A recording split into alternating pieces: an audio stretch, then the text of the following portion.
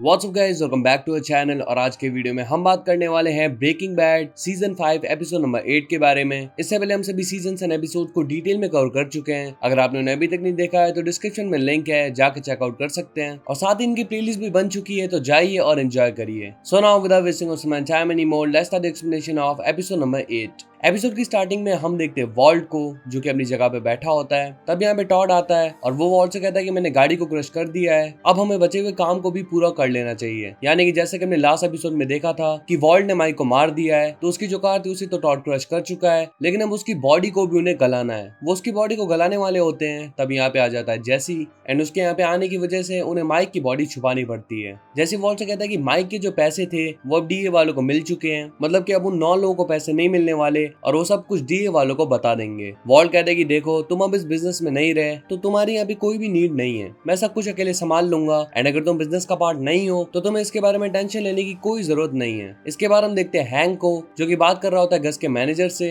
And यहाँ पे वो उससे कुछ डील करना चाहता है। उसका मैनेजर कहता है कि हम तुम्हें काफी सीक्रेट्स बताने वाले हैं, एंड उसके लिए वो कुछ ज्यादा ही पैसे मांग रहा होता है। तो हैंक इसके लिए मना कर देता है। वो कहता है कि देखो, मैं तुम्हें ऐसी ऐसी चीजें बता सकता हूँ जो शायद तुम कभी भी पता ना लगा पाओ, मतलब कि वो लोग मिलके सब कुछ बता देंगे क्योंकि उन्हें उनके पैसे नहीं मिले। इसके लिए हैंक उन्हें आजाद करना पड़ेगा। ऑन द अदर हैंड हम देखते हैं वॉल्ट को, जो कि गया होता है लीडिया के पास। एंड यहाँ पे वो उससे उन 9 लोगों का एड्रेस मांगता है। तो यहाँ पे लीडिया कहती है कि देखो, तुम सस्पेक्ट मिटा रहे हो, एंड अगर मैंने तुम्हें इन लोगों के बारे में बता दिया तो डेफिनेटली तुम मुझे भी मार दोगे। वो कहती है कि देखो, हम एक चीज कर सकते हैं, तुम्हारा जो बिजनेस है अभी लिमिटेड एरिया तक चल रहा है, अगर तुम मेरे साथ काम करते हो तो मैं तुम्हारा बिजनेस काफी आगे तक फैला दूंगी। वॉल्ट में ट्रांसपोर्टेशन वगैरह के बारे में पूछता है, तो लीडिया कहती है देखो, उसकी टेंशन बिल्कुल भी मत लो। यहाँ पे वॉल्ट का एक और सवाल होता है कि क्या सामने वाली टीम लॉयल रहेगी। तो लीडिया कहती है कि मैं उनके साथ काफी टाइम से काम कर रही हूँ, एंड हाँ, वो लोग लॉयल है। अब लीडिया उन 9 लोगों का एड्रेस दे के यहाँ से निकल जाती है। तभी हम देखते हैं कि वॉल्ट के पास राइजन होता है। इसका मतलब साफ है कि वॉल्ट उसे भी मारने वाला था, लेकिन अब वॉल्ट ने उसे नहीं मारा, वो राइजन को छुपा के रख देता है। इसके बाद वो कॉल लगाता है टॉड को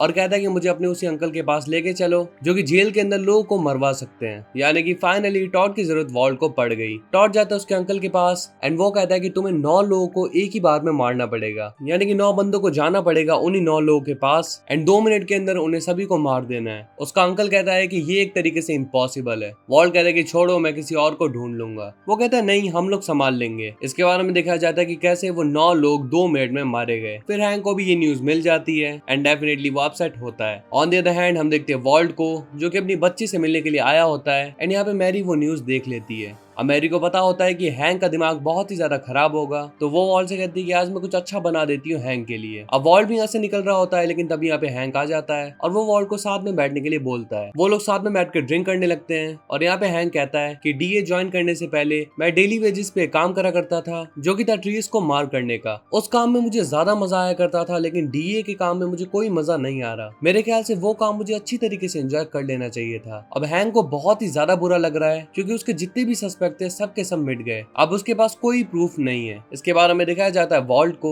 जो कि अपना काम बहुत ही शिद्दत से कर रहा है, एंड उसका काम काफी ज्यादा चल रहा है। इसके बाद हम देखते हैं स्काइलर को, जिसके पास आई होती है मैरी, एंड वो बोलती है कि देखो, अब तुम बिल्कुल नॉर्मल हो चुकी हो। मेरे ख्याल से अब तुम्हें अपने बच्चों को अपने पास रख लेना चाहिए, क्योंकि अगर तुमने ऐसा नहीं किया तो तुम्हारे बीच बहुत ही ज्यादा डिस्टेंस बन जाएगा। स्काइलर कहती है कि देखो, अभी भी राइट टाइम नहीं है। तो यहाँ पे मैरी उसे डांटने लग जाती है। वो कहती है कि अब तुम्हें अपने बच्चों को अपने पास बुला लेना चाहिए। इसके बाद हम देखते हैं कि स्काइलर वॉल्ट को एक जगह पे लेके आती है और उसे दिखाती है काफी सारे पैसे। वो कहती है कि ये बहुत सारे हैं, कार वॉश के अंदर इसे रखने की कोई जगह नहीं थी, तो मुझे ये जगह रेंट पे लेनी पड़ी। ये बहुत ही सारे पैसे हैं। स्काइलर कहती है कि मैंने गिन नहीं सकती थी, ये इतने सारे हैं कि मैं इनका वेट भी काउंट नहीं कर पाई। स्काइलर कहती है कि इतना पैसा हम लाइफ टाइम में कभी भी खर्च नहीं कर पाएंगे, तो अब तुम ये काम बंद कर दो, क्योंकि अब मुझे बच्चों को अपने पास बुलाना है। इसके बाद वॉल्ट जाता है अपनी थेरेपी के लिए। फिर वो जाता है जेसी के पास। यहाँ पे वॉल्ट उससे बातें घुमाने की कोशिश करता है। वो कहता है कि मैंने हमारी वैन को देखा था, उस वैन में अब होल्स नहीं है। जेसी कहता है कि वो ऐसी खटारा वैन थी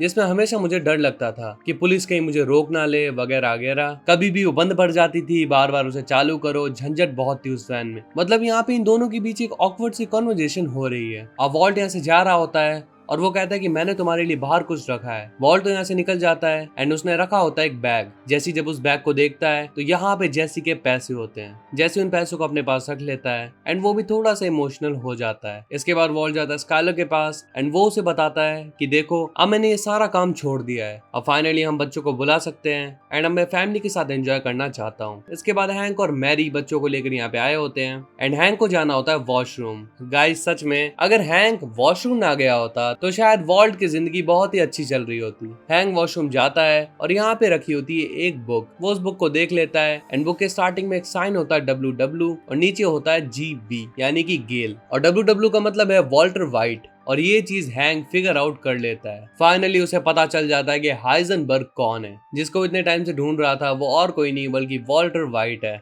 ये चीज फिगर आउट करने के बाद ऑफ कोर्स उसे बहुत ही ज्यादा गुस्सा आता है एंड सच में उसका दिमाग बहुत ही ज्यादा खराब हो जाता है। एंड फाइनली ये एपिसोड भी यहीं पे खत्म हो जाता है। अब बस गिनती के कुछ ही एपिसोड्स बच गए हैं एंड गाइस आने वाले एपिसोड्स में सच में बहुत ही ज्यादा मजा आने वाला है। So if you enjoyed this video then make sure to hit the like button and press the subscribe button if you're new in our channel.